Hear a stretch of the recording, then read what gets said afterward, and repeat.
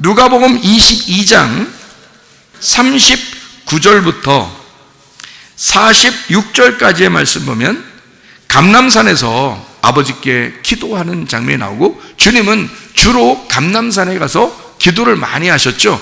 감람산에서 왜 기도 많이 하셨어요? 감람이 뭔데요? 구약에 보면 감람으로 찌어낸 기름이 나오죠. 감람으로 찌어낸 기름, 그걸 뭐라고 표현하고 있어요? 성령님으로 표현하고 있습니다. 그러니까 그 기름이 금이에요.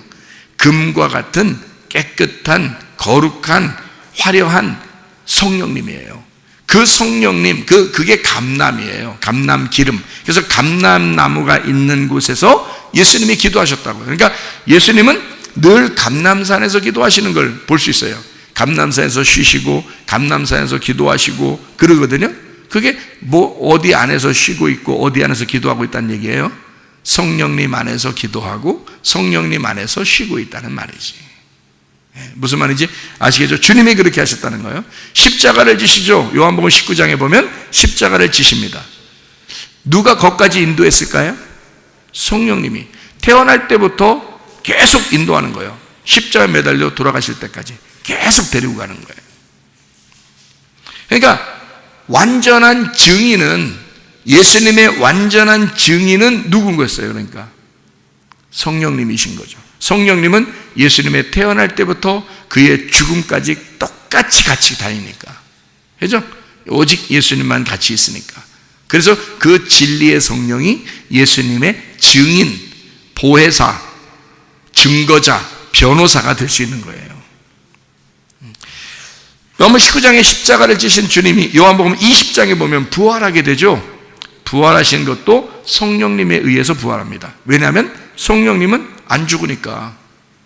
예수님은 죽었지만 성령님은 안 죽을 거 아니에요. 예수님과 함께 있는 성령님은 안 죽는다고. 그 성령님이 하나님이니까 그 하나님 성령님이 죽으신 예수님을 부활시키는 거야. 예수님이 혼자 죽은데 혼자 어떻게 일어나? 생각해 보세요. 그죠?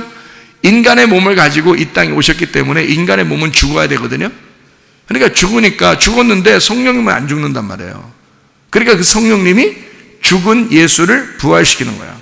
그러니까 부활 때도 성령님이 역사하신 거죠. 그렇죠? 그리고 누가복음 24장에 보면, 누가복음 24장에 예수님이 승천하게 됩니다. 예수님이 승천하시면서 뭐라고 그러냐면 24장 47절, 또 그의 이름으로 죄사함을 받게 하는 회개가 예루살렘에서 시작하여 모든 족속에게 전파될 것이 기록되었으니 라고 말씀하고요. 그러면서 너희는 이 모든 일의 증인이라 그렇게 얘기하고, 볼지어다 내가 내 아버지께서 약속하신 것을 너희에게 보내리니 너희는 위로부터 능력으로 입혀질 때까지 이 성에 머물라. 예루살렘 성이거든요. 그러니까 거기에 승천하시면서 주님이 하시는 말씀은 너희가 능력이 잎이 올 때까지 여기서 좀 있었으면 좋겠다라는 얘기예요.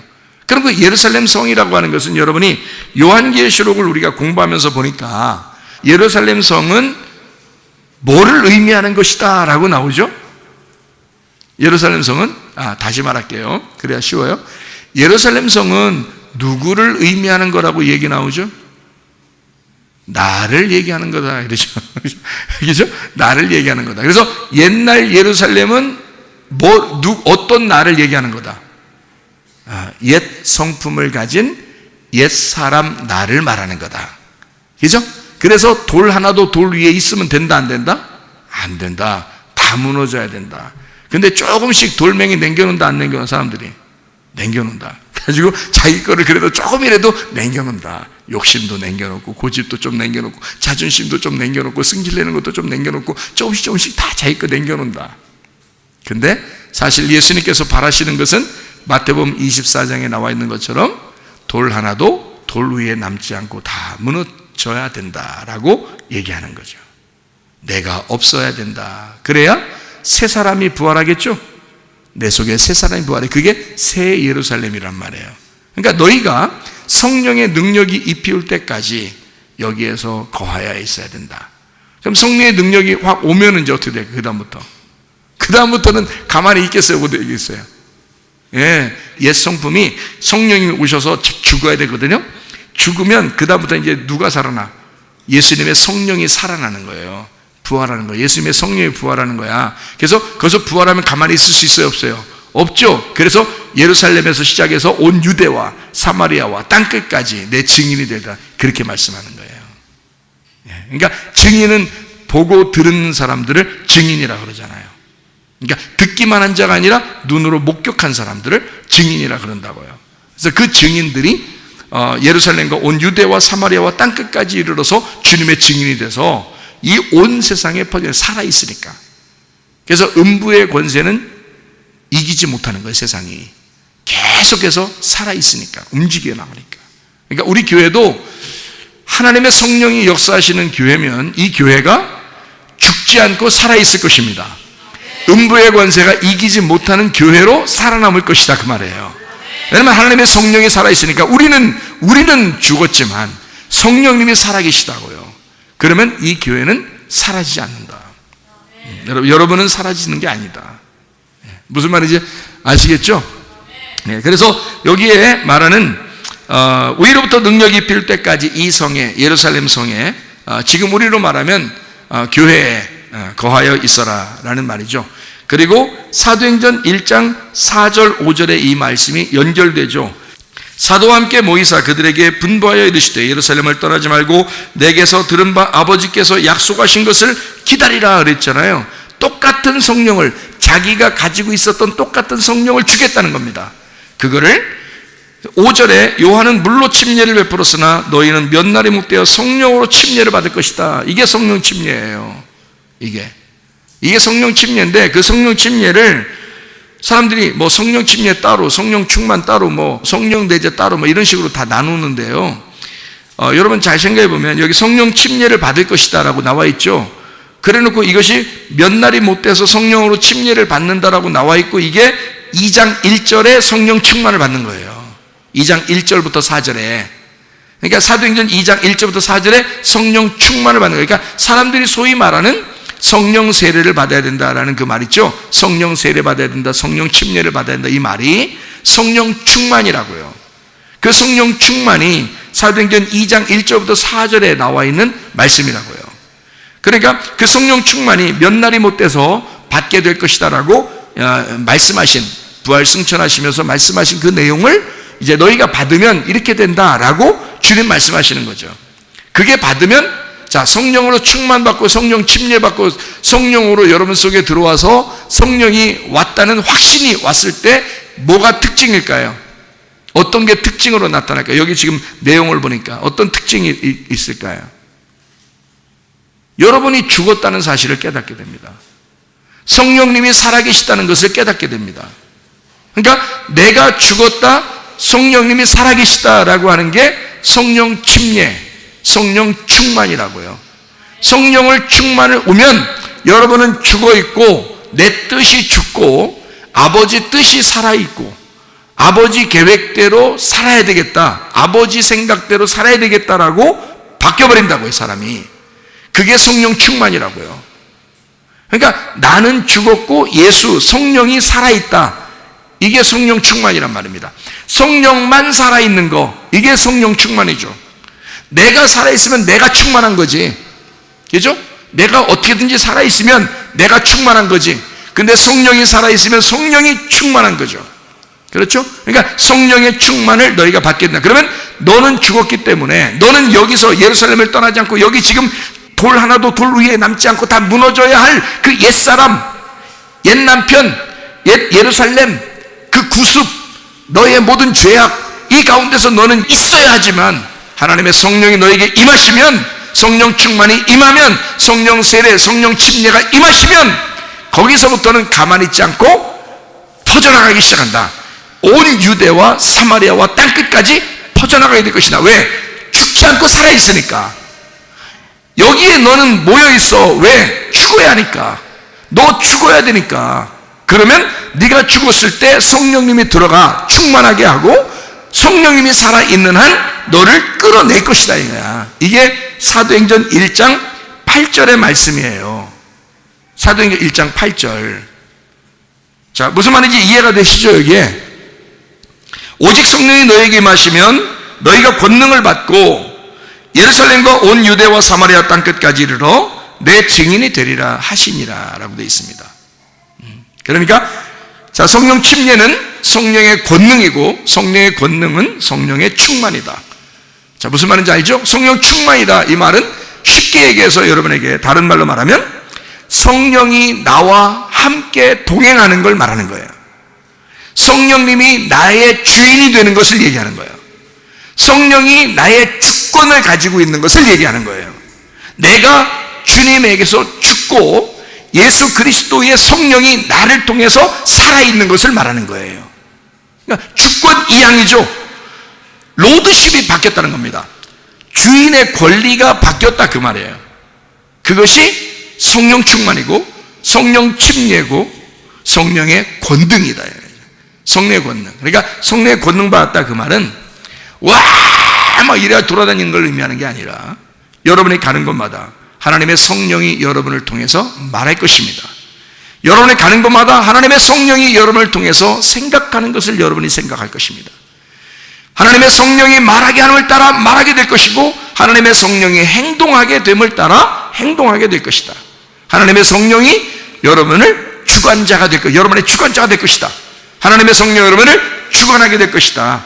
로드십이 바뀐다. 내가 주인이었는데 나를 성령님이 주인하신다. 이 말입니다. 그게 성령에 감동된 성령과 하나 된 우리가 나팔 소리와 같은 그 음성을 듣는 자들이 되는 것입니다. 하나님의 말씀을 들어 우리가 구별되고 거룩하게 분리된 깨끗한 영을 가진 자, 더러운 영을 쫓아내고 우리의 속에 있는 것을 무너뜨려 나를 죽이고 예수 그리스도를 온전히 살리는 그것. 그래서 성령이 내게 임하시면 예수를 끝까지 변호했던 것처럼 나를 끝까지 변호하셔야 된다는 거지. 하나님의 성령이. 네가 복음을 받았다? 그러면 너는 성령께서 너를 끝까지 쫓아다니면서 너를 변호하게 될 것이다. 너를 증거하게 될 것이다. 자, 예수님이 가는 곳마다 누가 증거자가 됐어요? 성령님이 증거자가 됐어요. 하나님의 성령이 증거자가 됐어요. 성령이 예수 안에 들어와서 예수의 증거자가 됐다고요. 요한복음 16장 13절 14절의 말씀에 진리의 성령이 오셔서 예수의 영광을 나타내겠다라고 되어 있습니다.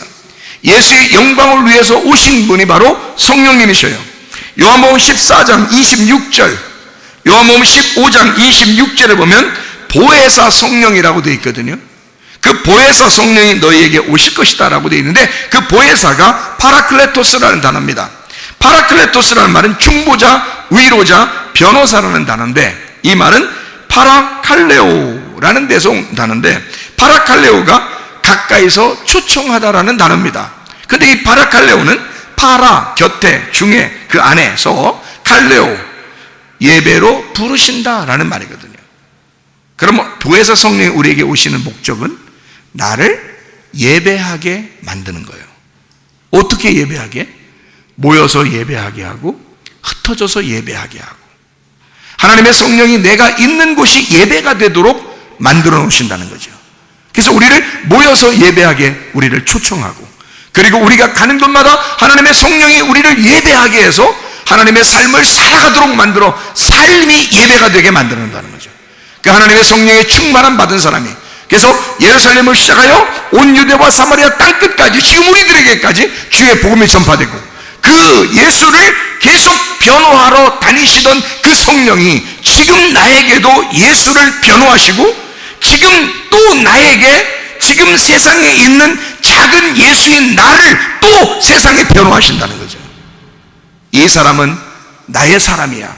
예수의 사람이야. 이 사람은 복음으로 거듭난 사람이야. 이 사람은 그리스도인이야. 이 사람은 하나님의 사람이야. 그래서 하나님과 예수님과 성령님과 내가 하나가 되었다. 요한복음 14장 20절 말씀 여러분이 말씀을 나눈 것입니다. 이 말씀, 그래서 성령과 신부가 서로 하나가 돼서 말하더라. 목마른 자는 다 와서 생명수를 마셔야 된다. 너희가 이 말씀을 마시고 이 말씀을 먹고 마실 때 너희는 배부르게 될 것이고 너희의 목은 갈증 나는 것이 없어지게 될 것이다. 하나님의 성령이 여러분에게 오시면 그 성령이 여러분과 저의 성령님이십니다. 그분은 우리의 하나님이시고 그분은 우리의 말씀이시고 그분은 우리의 천국이십니다. 말씀의 천국에서 여러분이 함께 동행하다가 주님 만나시기를 바랍니다. 하나님의 성령이 여러분과 함께 하시면 아까워 더러운 영은 다 떠나가게 되어 있습니다. 하나님의 성령이 충만하게 되면 여러분 아까워 더러운 귀신은 다 떠나가게 되어 있습니다. 질병은 떠나가게 되어 있습니다. 아까워 더러운 것들은 다 떠나가게 되어 있습니다. 우리 한번 기도하겠습니다. 기도할 때 우리 하나님의 성령으로 충만케 하시옵소서. 내가 성령에 감동하여 하나님 나팔소리 같은 그 음성을 듣는 자들에게 하옵소서. 하나님의 성령으로 충만케 도와주시옵소서. 기도합니다. 우리 하나님 아버지가 인도하시고 사랑하심을 믿습니다. 주님만이 영광 받으시고 주님만이 감사를 받아 주시옵소서. 하나님의 성령으로 충만케 해주셔서 우리 하나님 아까워 더러운 영들은 다 떠나가게 역사해 주시옵고 우리 하나님 귀신은 떠나가며 모든 질병을 다 떠나가며 하나님의 성령으로만 충만하여 살게 도와 주시옵소서. 비염은 떠나갈지어다. 아토피 떠나갈지어다. 의장병 떠나갈지어다. 어지럼증 사라질지어다. 두통은 사라질지어다. 류마스 관절은 떠나갈지어다. 어깨 통증 사라질지어다. 허리 디스크, 목 디스크 떠나갈지어다. 심장병 온전해질지어다. 각종 종양암 떠나갈지어다. 감기 몸살 온전해질지어다. 협착증 사라질지어다. 건소 피부 온전해질지어다. 이명은 사라질지어다. 자멸증은 온전해질지어다. 식담 사라질지어다. 열혈성 떠나갈지어다. 전립선 온전해질지어다. 우울증, 불면증, 환자, 두려움, 불안, 초조 다 떠나갈지어다. 음란가족, 소음증, 미용, 욕심형은 다 떠나갈지어다. 모든 전염병은 다 떠나갈지어다. 우리 하나님 더러운 영들은 다 떠나가게 도와주시고 하나님 주님의 채찍의 말씀으로 우리 모두는 질병에서 나아 얻은 줄로 믿습니다. 예수 그리스도의 십자가로 우리는 완전케 되어진 줄로 믿습니다. 하나님의 성령으로 충만하여 살다가 주님 만나게 도와 주옵소서. 예수 그리스도 존귀하신 이름 받들어 기도 올리옵나이다. 아멘.